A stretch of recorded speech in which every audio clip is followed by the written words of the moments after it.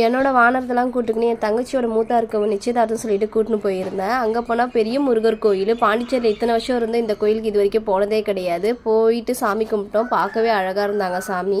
அங்கேயே ஒரு மேரேஜ் நடந்தது. அந்த மேரேஜை பார்த்துட்டு அப்புறம் பொண்ணை கூட்டின்னு வந்து எங்கள் அத்தை வந்து பொண்ணுக்கு சாரீ கொடுத்துருந்தாங்க. பொண்ணு மாற்றிக்கிட்டு கூட்டின்னு வந்து நலங்கு வைக்க ஆரம்பித்தாங்க.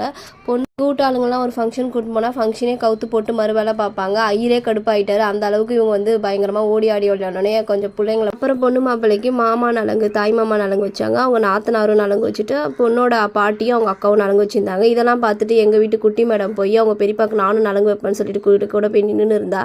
அப்புறம் சரி உன் ஆசை ஏன் கெடுக்குன்னு சொல்லிட்டு அவங்க அம்மா விட்டோடனே அவங்க ஒரு நலங்கு வச்சாங்க.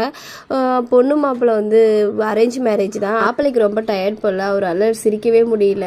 எல்லாரும் சிரிச்சாதான் சொல்லி கிண்டல் பண்ணினே இருந்தாங்க. அப்புறம் நாங்கள் ஃபேமிலியாக ஃபோட்டோஸ் எடுத்துட்டு வடை பாயசத்தோட சாப்பிட்டு வீட்டுக்கு வந்துடும். வீடியோ பிடிச்சா லைக் அண்ட் ஷேர் பண்ணுங்கள், கமெண்ட் பண்ணுங்கள். நெக்ஸ்ட் வீடியோவில் பார்க்கலாம். மறக்காம சப்ஸ்கிரைப் பண்ணிடுங்க.